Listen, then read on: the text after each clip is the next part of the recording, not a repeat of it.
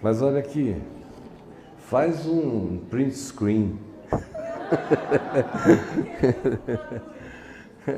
Printa a tela. Olha só, gente. Vamos ler em Lucas, no capítulo 21, um texto sobre o qual eu já falei dezenas, centenas de vezes. Se você entrar aí no YouTube, você vai achar várias falas minhas sobre este texto. E por que eu quero falar de novo sobre ele hoje?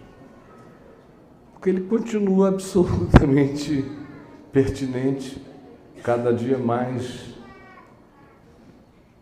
E a cada dia que passar, ele vai se tornar infinitamente mais importante. Porque o que Jesus disse quando afirmou o que aqui está, em Mateus 21, do verso 34 em diante, Lucas 21, de 34 em diante, ele estava profetizando.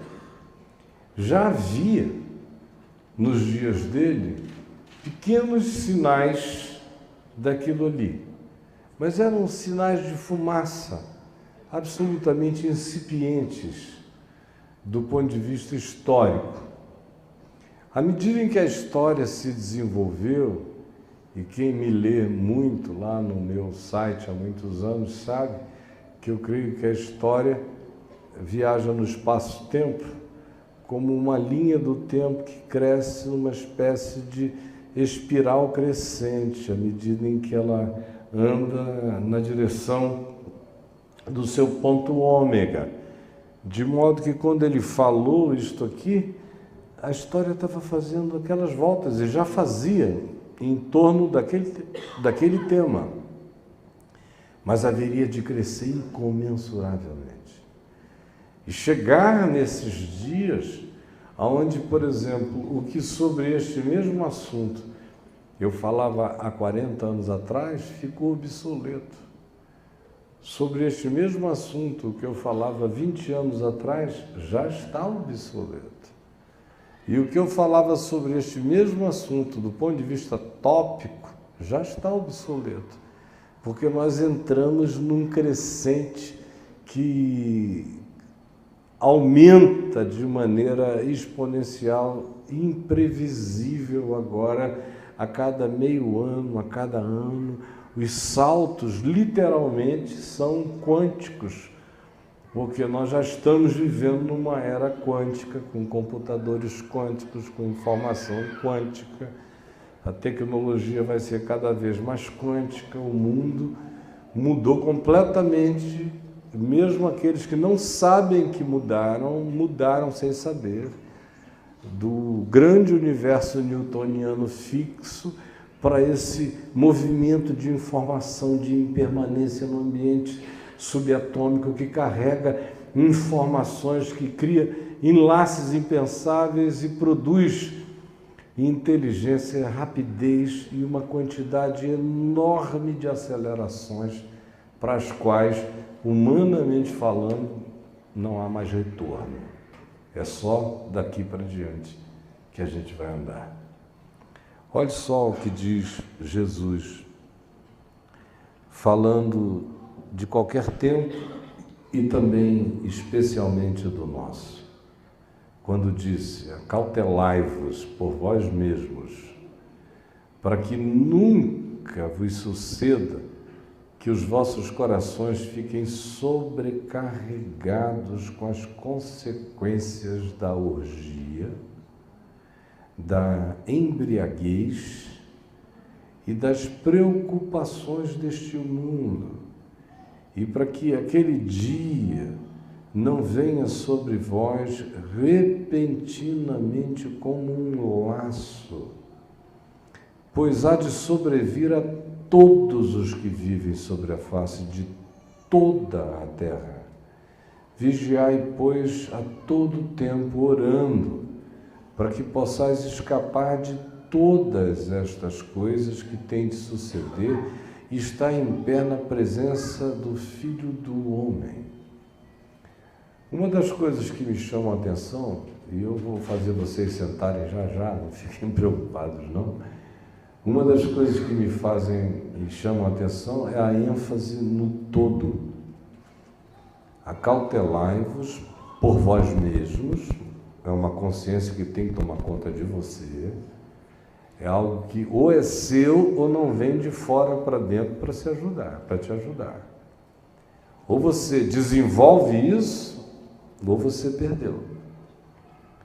Acautelai-vos por vós mesmos, para que nunca é um todo negativo, mas é um absoluto.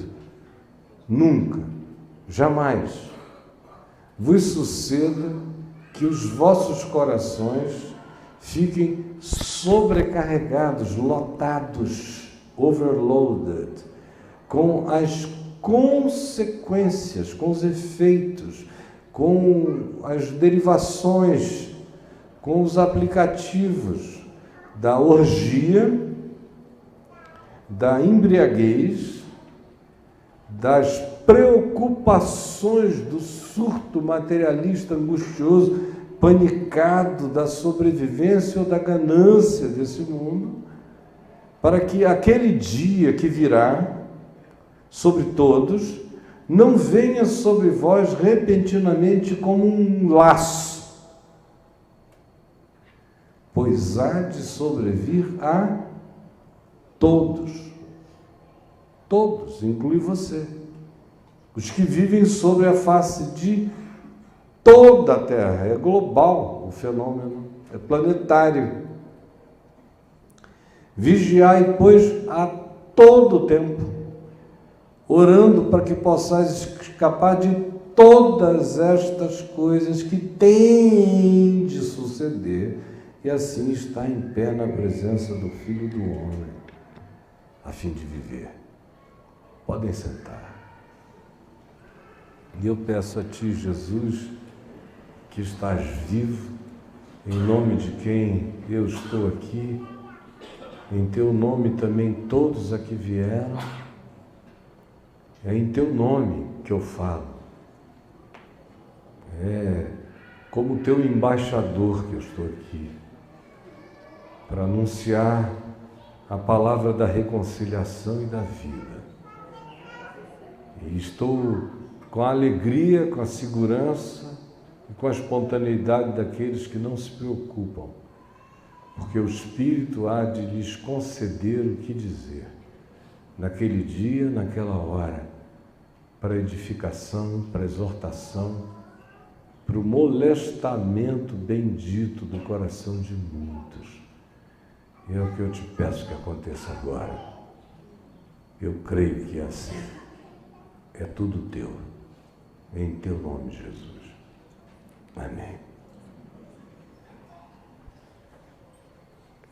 Eu olho em volta e não consigo não ver esse texto se desenhando com uma clareza completamente irretocável diante de nós.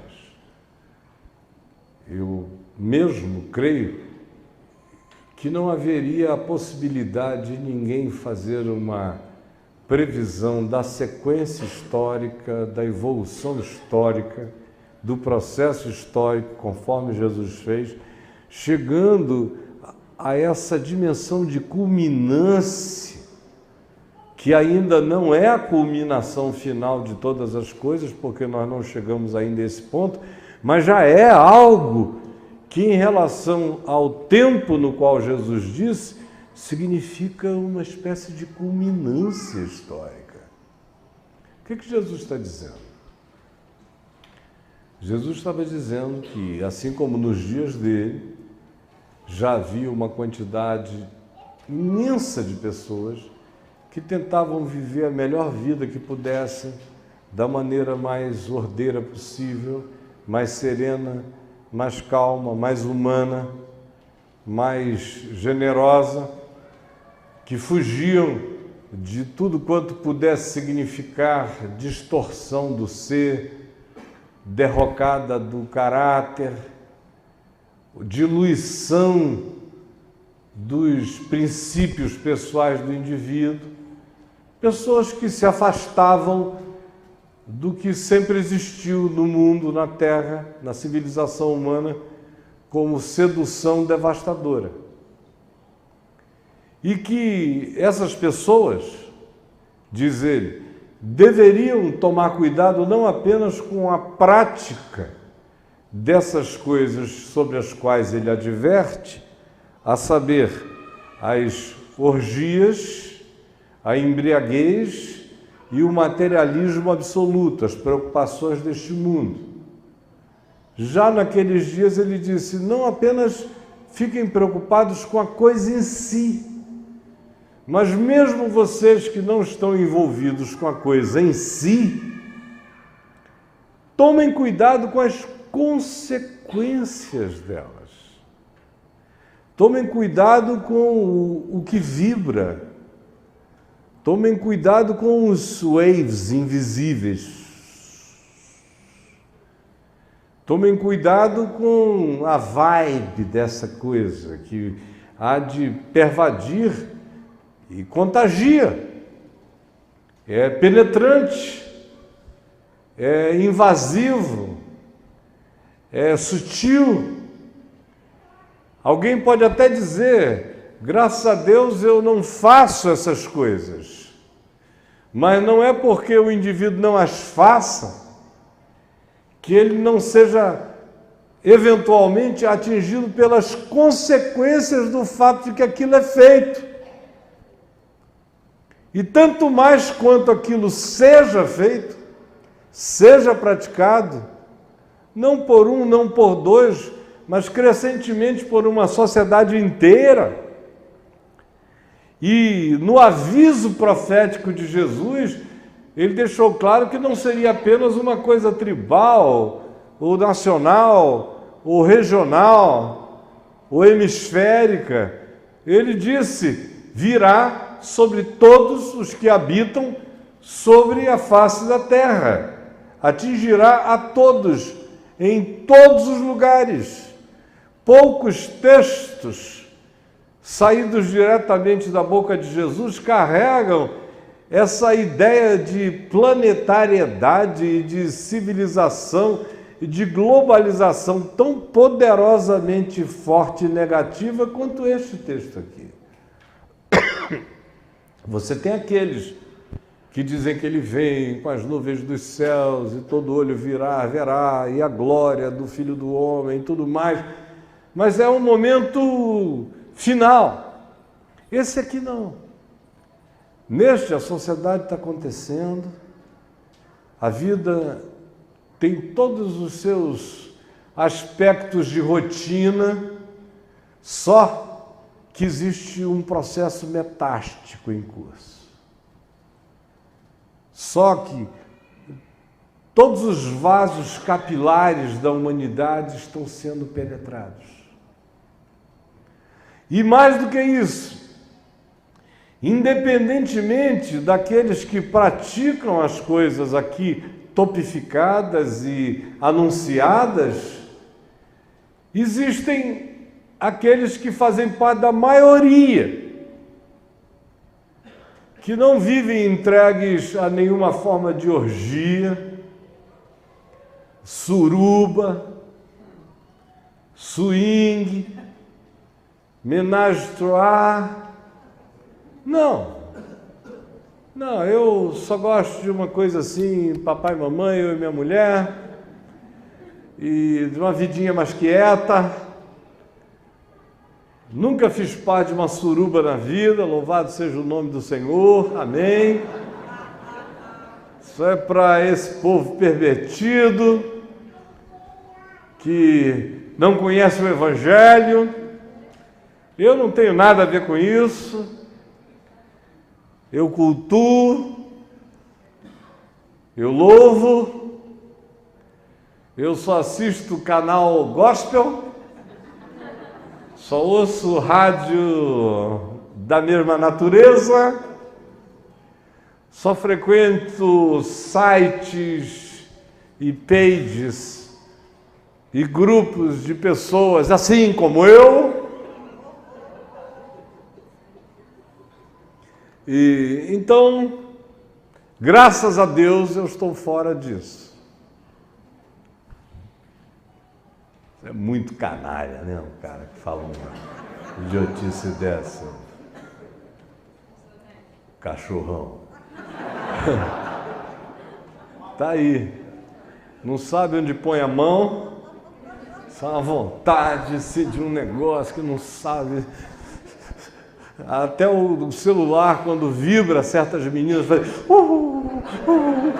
no culto. Vibradorzinho ali. Ai, Jesus, coisa boa, hein? Quem é? Alô? Eu conheço vocês. Olha, se eu não conhecer vocês, ninguém mais conhece, sinceramente, porque eu não faço outra coisa há 43 anos a não ser ouvir vocês. Sei como funciona. E conheço um monte de gente que também diz: cerveja para mim só sem álcool, que é um horror, não é? É uma coisa horrorosa. É melhor tomar Coca-Cola sem gás. Comer feijoada sem paio, sem nada disso. Ainda vai melhor do que cerveja sem álcool. Mas o cara diz: não, nada disso. Água eu faço questão de tomar, inclusive, da bilha. Sabe a bilha de barro? Nem com gás, que é para eu fugir dessa sociedade perversa. Se enganando, tadinho. Ele não bebe, ele só não notou que a existência dele é um porre. Que ele é um surtado, descontrolado, embriagado, violento, paranoico, sem noção da realidade, existe em estado de suspeição crônica, não dá para confiar nele porque ele é bipolar frequentemente, tem dias que está com humor abissal, outros dias ele acha que sofreu uma visitação pentecostal, aí ele fica eufórico, glória! Mas vai voltar para o buraco, inevitavelmente, é uma questão de tempo. Mas ele acha que não tem nada a ver com isso, porque ele não senta num dos bares aqui de Nova Iguaçu e nem fala com as pessoas que ali sentam. E acha que por causa disso está livre do que está acontecendo no planeta. Tadinho. A terceira parte, que é não se entregar às preocupações desse mundo, acabou entre os crentes, objetivamente. Porque depois da teologia da prosperidade, todo mundo quer. São as preocupações deste mundo, é ficar rico, é ganhar dinheiro, é encher o bolso. Então, nesse sentido, eles até assumem, mas dizem o seguinte: mas eu faço isso e dizimo. Eu dizimo. Vivo atochado, atolado com as preocupações deste mundo. Me dá, Senhor. Eu quero, Senhor. Eu tomo posse, Senhor. É meu, Senhor. Tira do ímpio e me entrega, Jesus. É meu, aleluia. Eu sei que eu possuirei tudo isso, Senhor, tu me darás, se prostrado eu te adorar. Parece que Jesus disse para ele isso. Não foi Satanás. Foi Jesus, teve um engano, tradução errada. Não foi Satanás que disse a Jesus: tudo isso eu te darei se prostrado me adorares. Foi Jesus que disse para Satanás: ajoelha, Satanás, que tudo isso eu te darei se prostrado me adorares, porque eu sou o Senhor da prosperidade. Esse terceiro aspecto, vocês deixaram de lado. Ficaram mesmo filhos da ambição, da ganância, das preocupações deste mundo e transformaram Deus em alguém que esqueceu de tudo o que mandou Jesus dizer e que relativizou tudo que Jesus disse, porque agora os tempos são outros. E os crentes precisam prosperar e ter muito dinheiro no bolso para construírem grandes templos para a glória de Deus e dos seus pastores, e dos seus bispos e dos seus apóstolos, que precisam que você fique muito rico para eles ficarem bilhardários. E louvado seja o Senhor por tudo isso. Coisa linda. Bom, esse terceiro aspecto já penetrou em você. Já faz parte da sua espiritualidade. A maioria de nós aqui, é ou não é? Você não ainda, mas a maioria, meus queridos, está nessa. Tem os que confessam e tem os que não confessam, mas está todo mundo nessa. Eu sei. Jesus, no entanto, não disse que o problema era apenas fazer. Claro que o problema começa no fazer. Acautelai-vos por vós mesmos, para que nunca vos suceda que os vossos corações fiquem sobrecarregados. Olha a palavra, sobrecarga, overloading, lotado, impregnado, com as consequências. Ou seja, você não precisa fazer.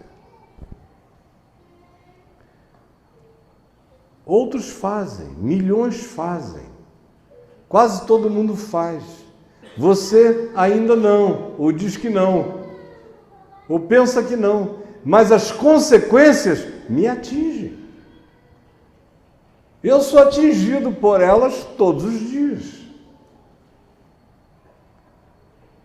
E eu nunca participei de uma suruba na minha vida. Tem alguém dizendo, ô, glória aí? Nunca. E olha aqui, antes de eu me converter, eu só tinha 2 mandamentos, e um deles não era esse. Mas eu nunca, minha cabeça achava que tinha uma coisa alienígena demais em você botar um homem com 6 mulheres, ou 3 homens com 9 mulheres, ou seja lá o que for, que o bom era ir de um por um. Entra outro, entra outro. Eu, na minha perdição, era assim que agia. Mas enquanto eu nunca tenha feito nada disso, eu conheço as consequências da orgia. E não conheci quando eu era jovenzinho, eu conheço hoje, ficando velho. Me atinge hoje. Por que não me atingiria se está em todo lugar? Eu respiro isso. Você muda uma página de alguma coisa, ou vê um post que te mandaram, você está arriscado a, de repente, penetrar na maior suruba digital que está ali na tua frente, te foi enviado, ou você tocou no link errado, entrou. Não precisa nem estar buscando. Está na cabeça não só de um velho, ou ficando idoso como eu. E as crianças? Eu tenho um neto de 10 anos. Você acha que ele nunca viu uma suruba na vida dele? Claro que já. Só tocar aqui. Pô, cai lá. Os amiguinhos da escola.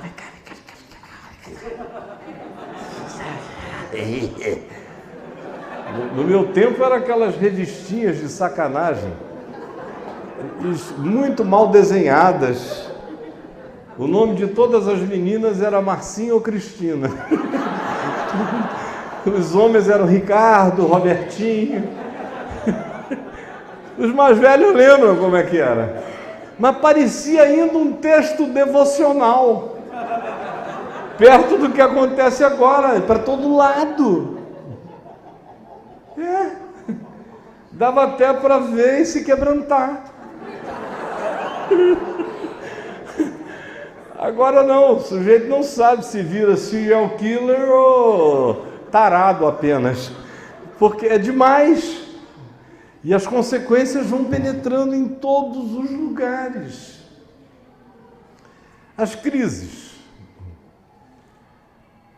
Você cria seu filho, sua filha, orienta tudo, quando eles chegam aos 15 anos de idade, aí te procura, e puxa vida, pai. Isso com quem tem liberdade, quando não tem, não é contigo que eles vão falar. Mas quando existe alguma liberdade, eu tenho pinto, mas e daí? Se tudo que eu sinto no meu coração é amor pelo Fernandinho e não pela Fernandinha. O que é isso? Senão as consequências de um negócio que está no ar, está para todo lado. Virou inconsciente coletivo, virou cultura, virou proposta, virou sedução, virou apologia, virou tudo que a gente não possa imaginar, fazendo ou não fazendo, mas eu estou falando daqueles que não fazem, não praticam, mas nem por causa disso deixam de ser profundamente afetados.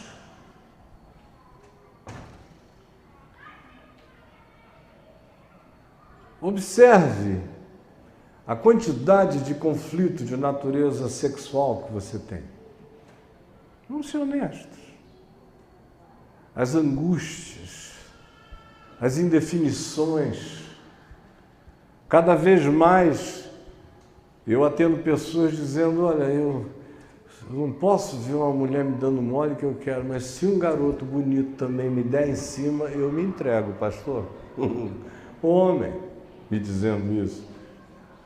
Mulheres falando a mesma coisa. De onde é que vocês acham que veio isso tudo? Que foi uma eclosão genética que aconteceu de repente na sociedade? Não foi genética. Conquanto haja manifestações dessa natureza que tenham o seu nascedouro e a sua origem na dimensão genética, a grande maioria não possui assim. Vem de onde não se sabe, penetra as noites, penetra os sonhos, lateja nos veículos de comunicação, habita a dimensão oculta da propaganda, chega por todos os meios subliminares e subreptícios de sugestão, penetra na gente o dia inteiro.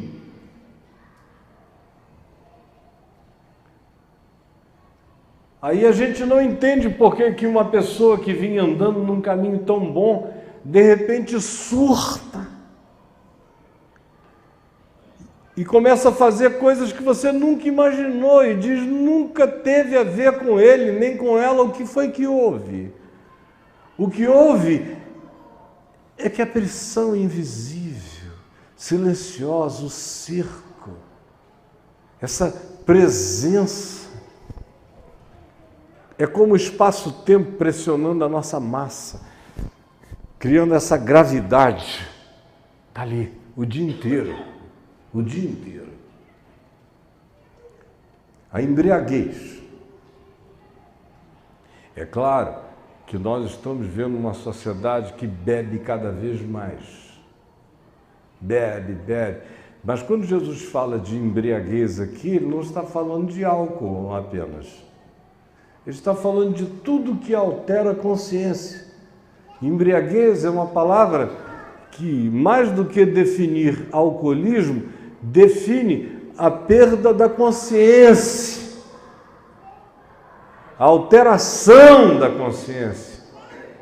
O estado de embriaguez definido pelos profetas no Velho Testamento, frequentemente eles dizem embriaguez não de vinho nem de bebida forte, mas de um espírito de surto, de loucura. E Jesus disse que esse espírito, essa embriaguez, haveria de tomar conta dos 7 bilhões de habitantes do planeta por toda a Terra. Poucas coisas são mais sutis e mais fáceis de serem atingidas do que essa linha finíssima que separa a lucidez da insanidade em mim. Um toque para lá, um toque para cá, pode me tirar completamente do eixo e me surtar, e eu continuo a ser funcional. Um bom advogado, mas surtado. Um bom engenheiro químico, mas surtado. Um bom professor de física, mas surtado. Um bom contador, mas surtado. E o surto não tem que ser medido pela sua funcionalidade. Esse surto é medido pelo seu descontrole emocional, afetivo, pela perda de raiz nos seus vínculos, a incapacidade de amar, o descolamento, o distanciamento de pai, de mãe, de filhos.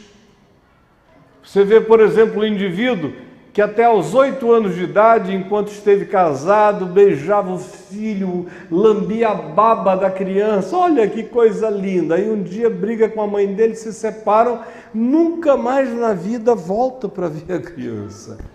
O que é isso? De onde vem essa loucura? De onde vem essa dessensibilização? Que embriaguez é essa? Que você morde o cara e ele não sente mais nada.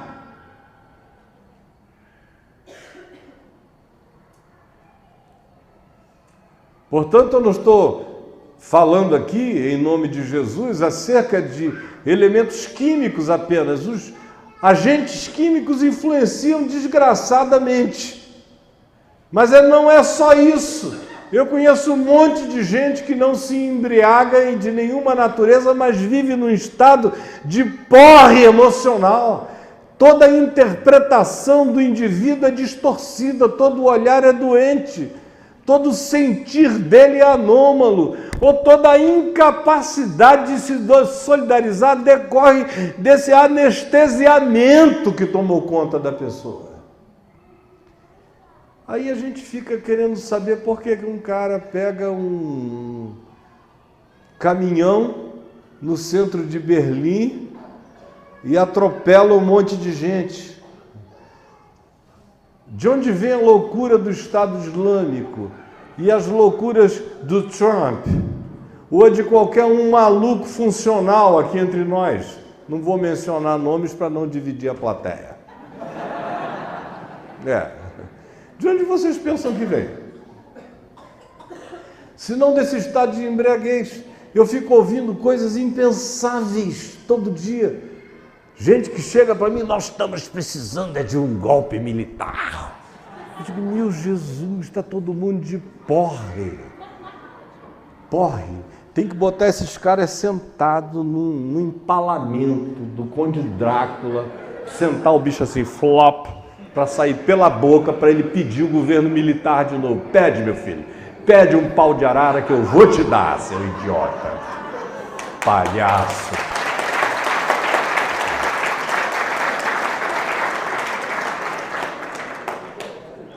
Loucura.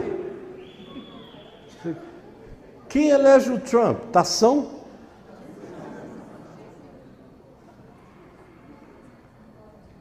Olha para o planeta. Não temos o Rasputin, temos o Rasputin, que não tem barba vermelha, mas o bicho bota fogo. E não é do meu time. Putin. Vai piorar. Está piorando. A loucura cresce. E a gente se acostuma a ela. Não, você não. Diga assim, eu não. Você não. Mas a maioria aqui está se acostumando. O cara nem sente. Vai ficando tolerante.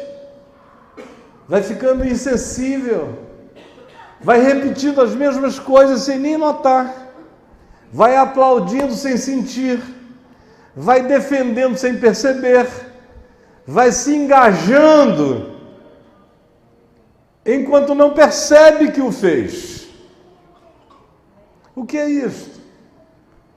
Que já aconteceu com você. Por exemplo, eu vejo gente aos milhões advogando em nome de Jesus na internet, coisas sobre as quais o Evangelho se manifesta dizendo: quem defende essas coisas não conhece a Deus. Está escrito. Aí você bota lá, olha, quem defende essas coisas não conhece a Deus. Aí o cara diz: mas eu sou de Jesus e defendo essas coisas. Eu digo: então ferrou, né? Porque se vem Deus e diz: quem defende isso não me conhece, e o cara diz: eu te conheço, mas defendo isso. E você que se vire porque eu sou teu, eu dou o dízimo, você está obrigado a ser meu Deus. Acabou tudo. E vocês é que não ficaram sabendo.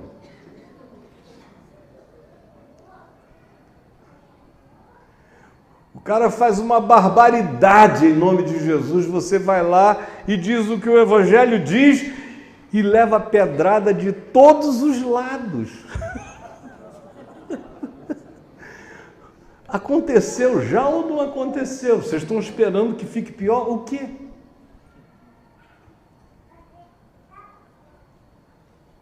Tem essa gangue aí. Dos presos, eu conheço mais da metade desses que estão presos pela Lava Jato. Conheço mais da metade intimamente. E alguns eu conheço, sim, de almoço, jantar, conversa, mas conheço essa moçada toda. E fico vendo pessoas, por exemplo, em Brasília, dizendo: um absurdo que estão fazendo. Isso não podia ser assim. Meu amigo fulano de tal na cadeia. Está errado, é um homem tão bom. Aí como é, eu fico só ouvindo aquilo tudo, eu sei mais histórias dos caras do que eles sonham, porque eu também ouço muita história em confissão, né? Então tem umas que eu conto porque eles tornaram públicas, e tem outras que eu não conto porque nunca tornaram públicas. Mas no fim o culpado é quem descobre o erro.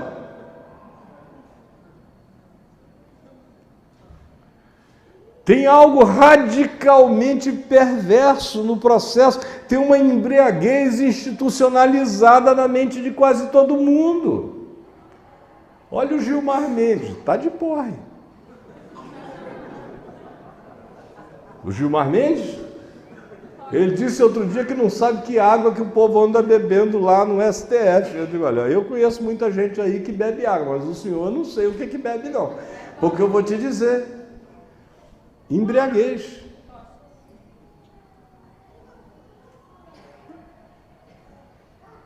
E as consequências.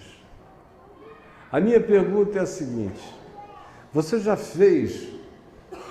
tentou olhar para dentro de você e ver o que a orgia produziu em você?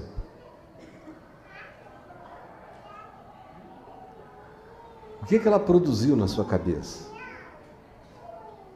Nos seus pensamentos, dos seus sentimentos, nas suas afeições. Se a orgia fragilizou o vínculo conjugal que você tinha com a sua mulher, com seu marido, embora vocês nunca tenham feito na prática nada errado, mas o coração ficou orgificado. Tudo isso ficou muito mais fácil, tudo isso ficou absolutamente menos importante. A multidão dos acontecimentos é tão grande e a força desses movimentos tão intensa, quando você viu, sem mesmo perceber, você tinha entrado num estado de relativização de tudo isso em você. Porque há de vir sobre todos os habitantes da terra. Todos. Ninguém vai ficar de fora. Por exemplo, essa mistura de Deus com o momento presente tanto da igreja quanto da sociedade, Deus, conforme a concepção que a religião impregna na sua mente, mas o fenômeno religioso translocado, louco, abusivo, ladrão, mentiroso, anticristo, distante do Evangelho, antagônico ao Evangelho, mas o que está acontecendo no planeta todo, essa soma tem produzido na cabeça dos crentes as maiores doenças mentais que eu tenho conhecido. Gente, desculpem, para cada 10 crentes que eu conheço, um está muito mal. Muito mal. Está aqui, sentado aqui, mas está muito mal. Casado, mas muito mal. A mulher sofre uma barbaridade, porque o cara é crentão, ele não bebe, ele não faz orgia, ele não faz nada disso, mas ele ficou doido, perturbado, culpado, angustiado, com raiva da vida, homofóbico, culpa o próximo, o mundo está assim por causa dele. Se ele não existisse, estava tudo bem. Enquanto isso, ele não se enxerga, vê, e não vê a multidão de ódio que vai crescendo, a sobrecarga, a loucura. Não tem uma gota de álcool nele, mas ele está completamente enlouquecido, surtado, desequilibrado. As emoções perderam o eixo. Os pensamentos são exagerados. A tendência é habitar a bipolaridade o tempo todo. O equilíbrio parece que se tornou algo distante, desconhecido, quase anômalo, quase adoecido.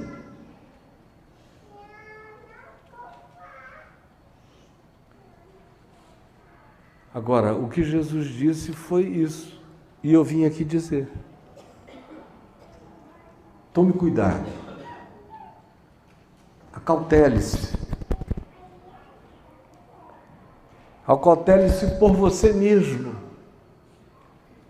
Ao invés de ficar pensando nos outros, olhe para você.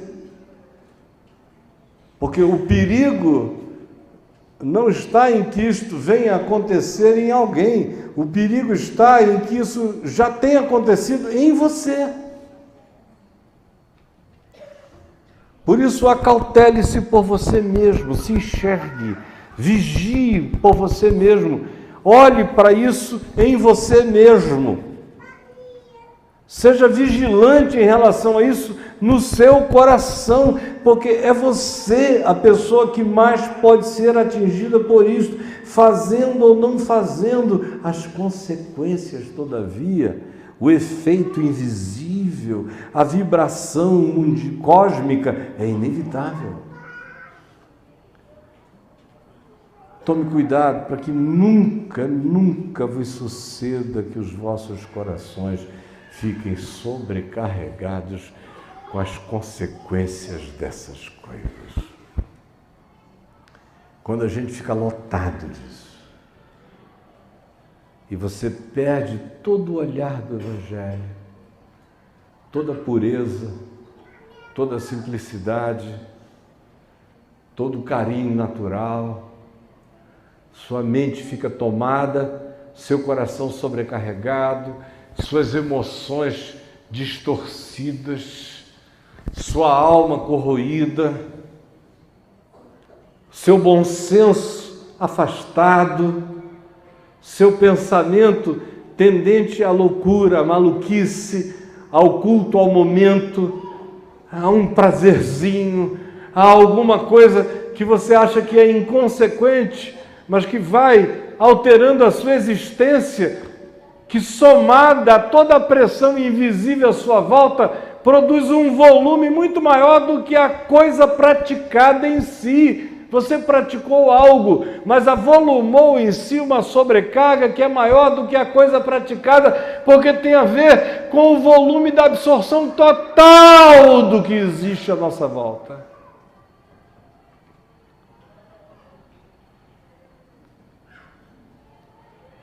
E aí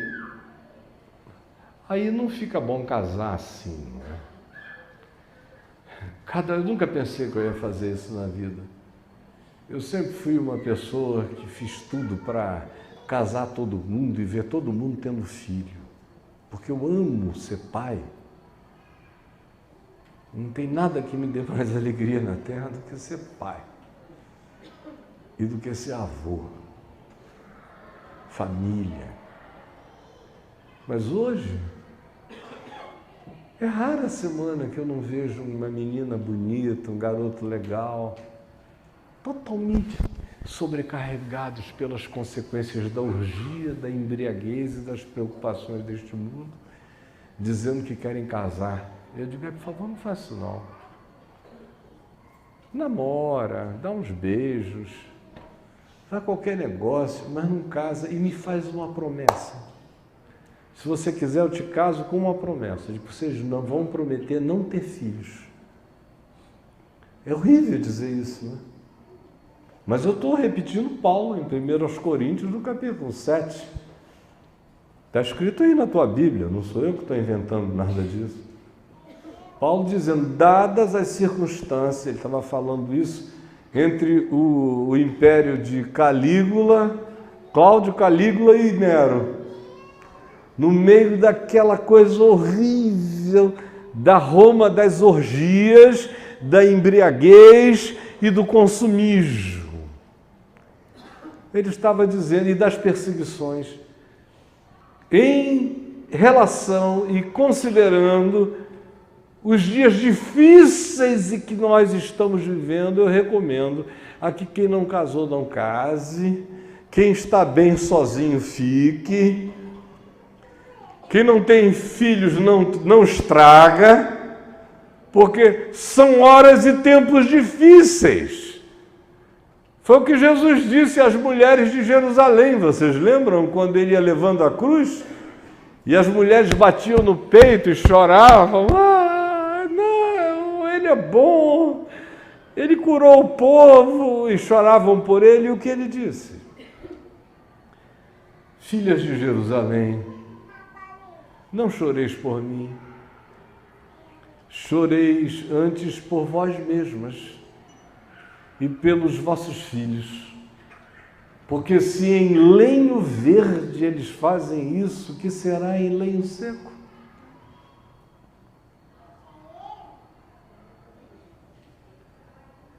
E aí a gente assiste a essa calamidade cotidiana. Por exemplo, o meu programa O Papo de Graça é um papo de calamidades cotidianas. Meu avô me comeu. Peguei meu marido transando com o meu pastor alemão. Você ouve cada história, cada coisa, cada maluquice o dia inteiro, e você diz, onde é que eu estou? Sodoma e Gomorra viraram conventos no Papo de Graça. Convento.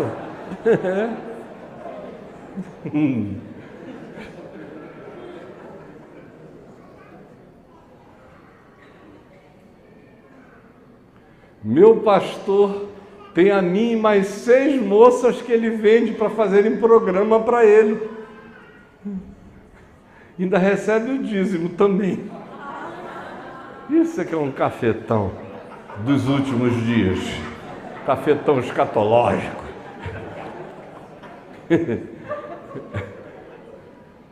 Mas está aí. Você vem me dizer que eu estou contando uma novidade para você? Estou surpreendendo alguém aqui? Infelizmente não. Agora, você acha que o problema disso está fora de você? É tão fácil eleger o problema fora da gente. Fácil. Vamos eliminar os gays. Solução do Partido Social Cristão. Uma solução feliciana. Vamos eliminar os gays. Se o país está assim por causa disto, vai nessa, meu mano. O país está assim por tua causa, rapaz. Está assim por causa dessa igreja podre, que é tão podre quanto o congresso que nós denunciamos. Está assim porque nós já somos corrompidos e não notamos. Porque por nós mesmos, como Jesus disse, não avaliamos a nossa sobrecarga. E a sobrecarga que está sobre nós, não importando a idade, já é enorme. De corrupção mental, de desequilíbrio emocional, de perda de autocensura, de incapacidade de avaliar as consequências e os resultados de tais coisas contra nós, de tal modo que o Evangelho se transformou tão somente em alguma coisa vinculada a um encontro, a uma hora, a umas canções, a um tempo no qual se para relativamente para que alguém fale e a gente nem sempre ouça nada, até porque na maioria das vezes aquele que fala não tem nada para dizer. E a gente volta para a vida cada vez mais entorpecido, com a impressão de que recebeu uma inoculação de alguma forma de poder para aprendermos a viver no mundo, mas ao contrário, fomos esvaziados para que as coisas nos penetrem sem que nós sintamos, e se sobre elas nós pusermos algum batismo em nome de Jesus, ou se da nossa aflição pelas preocupações desse mundo nós tirarmos o dízimo, a ansiedade está santificada. Tirarmos o dízimo, a avidez, a ganância está santificada. Se dermos o dízimo, todo o materialismo egótico do nosso ser está purificado. Se nós não praticamos factualmente nada que possa ser caracterizado como um desvio, uma orgia, um excesso nessa área, a gente acha que está purificado e não vê a mente adoecida, a alma conturbada, os desejos, a sofreguidão, a angústia, a vontade de tomar posse, o só não fazer por medo de que aquilo possa agora, no momento, me trazer algo. Ou, para alguns ainda, existe a ideia de que pode vir um pesar de mão de Deus sobre a minha cabeça, por isso eu não faço, mas meu coração está atolado nisso.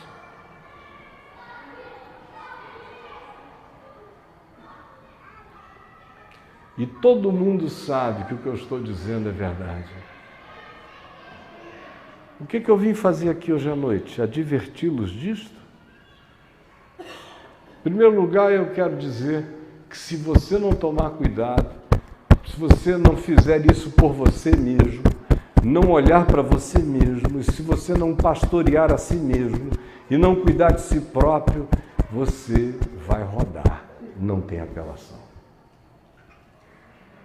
Segunda coisa que Jesus diz aqui: não espere atingir o estado de sobrecarga. Vá limpando todo dia. Vá limpando, vá olhando, vai dizendo: meu Deus, quanta maldade já entrou em mim, quanto sentimento estranho, quanta cobiça, quanta lascívia, quanta avidez, quanta loucura. Se eu não me limpar, se eu deixar isso sobrecarregar, se eu deixar isso pesar, isso vai me dominar, vai me possuir, a mim e a todos os que habitam sobre a face da terra. E por último, Jesus diz: tome cuidado, porque isso chega como um laço. Quando você vê, já foi. Não há muitos avisos prévios. Na hora que pega, você vai. E a maioria não sabe fazer o caminho de volta. Portanto, ele diz: vigiai em todo o tempo, orando. para que possais estar em pé na presença do Filho do Homem. O que me salva e me tem salvado e me salvará todos os dias da minha vida é todo dia me colocar em pé na presença do Filho do Homem. Senhor Jesus, eu estou em pé na Tua presença. Sou filho dessa geração. Sofro os efeitos, a sobrecarga entra por todos os meios. Entra pelos meios de comunicação, entra pela vibração invisível do ar, entra pelas emulações, entra pelas performances do meu próximo, entra por toda a atratividade que tudo em volta de mim exerce, entra pela carência enorme que eu tenho dentro de mim, pelo meu esburacamento, pelo meu não contentamento espiritual e em fé. Esse buraco cria dentro de mim a avidez pela absorção de coisas que eu não sei nem quais são e que eu digo para mim mesmo que eu estou vazio como estou porque não experimentei ainda tudo que se possa experimentar. E tanto mais quanto se o faça, mais vazio se fica e tanto mais se tenta preencher. Todo dia eu venho e digo, Senhor, eu estou diante de Ti. Quero deixar a minha sujeira mental na Tua presença.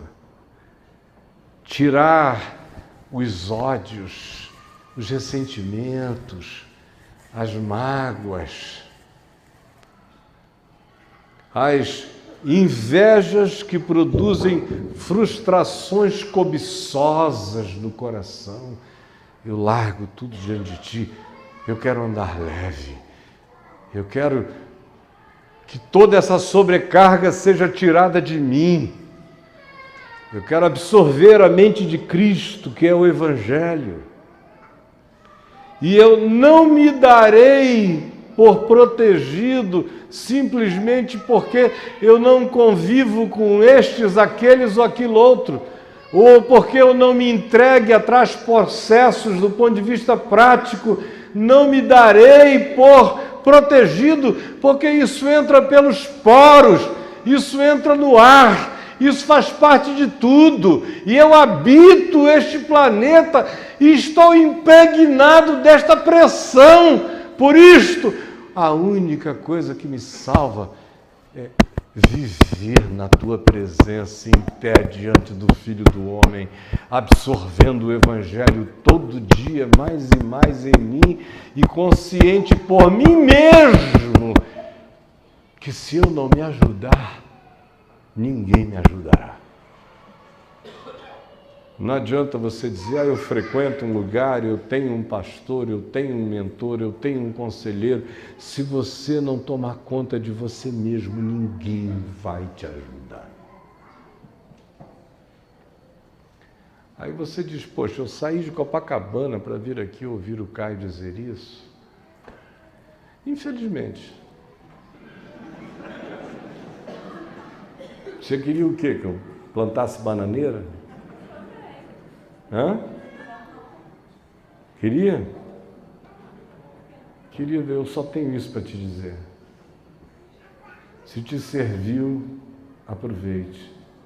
Se não te serviu, é porque você está ferrado. Você queria o quê? Que eu dissesse aqui um monte de amém ou não amém? Botasse vocês em pé, pulando para lá e para cá? Não. Eu estou aqui para tentar ajudar você, por você mesmo, a não ficar sobrecarregado da orgia, da embriaguez e das preocupações deste mundo, porque esse dia inevitavelmente já chegou e vai te alcançar, já me alcançou. E eu cuido do meu coração todos os dias para que o laço não me pegue de vez. Essa é a mensagem da última hora para quem quer andar no Evangelho, perseverar até o fim e ser salvo na sua perseverança. O resto é brincadeira de religião para a qual eu não tenho a menor vocação. Isto dito, Deus nos abençoe.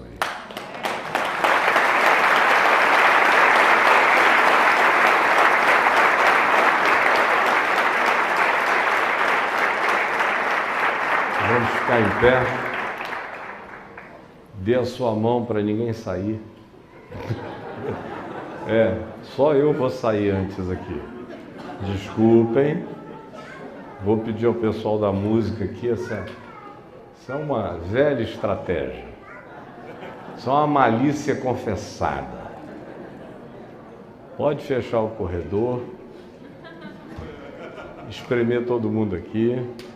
Depois nós vamos cantar, podem subir, já afinar tudo. Isso. E deixa eu dizer só mais uma palavrinha a vocês.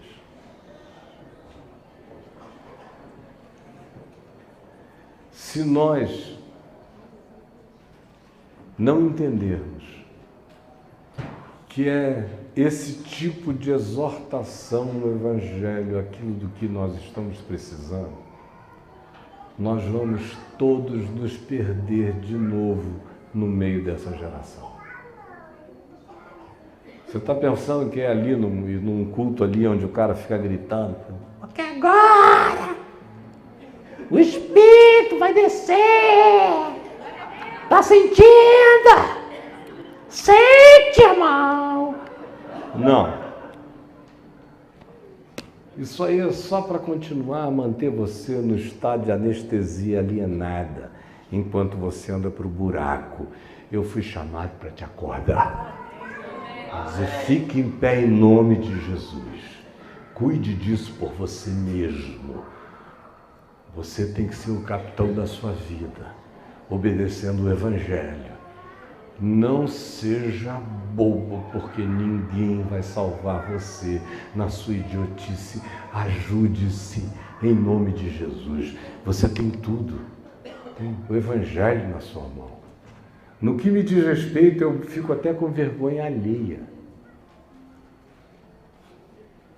Porque só naquele meu YouTube lá tem 11 mil vídeos do Evangelho, para quem quiser, quem me dera. Quando eu me converti, meu Deus, se tivesse Google quando eu me converti, eu acho que eu deveria saber umas 1.500 vezes mais coisas do que eu sei. Tinha nada não, você tinha que ir naquela livraria comprar uns trambolhos, dicionário bíblico dessa grossura e ler tudinho. Ler a Bíblia não sei quantas vezes todo ano. O Novo Testamento eu decorei. Quem quer me ajudar? Só eu. Então eu sei de cor. Hoje menos, mas ainda sei. Teve tempo que eu fechava os olhos e recitava Efésios, Colossenses, Romanos, tudinho. Mateus. Um por um. Até hoje eu ainda sei tudo aqui dentro, está tudo aqui dentro. É só o que me salva a vida inteira. Já passei por muitos vales de sombra da morte. Se não fosse o Evangelho plantado aqui dentro de mim, eu já teria sucumbido há muito tempo. O que eu recebi do Senhor, isso eu também vos entreguei. E vou continuar entregando até o fim da minha vida as coisas que eu sei que são as que nos salvam, nos preservam e nos levarão e nos colocarão em pé na presença do Filho do Homem.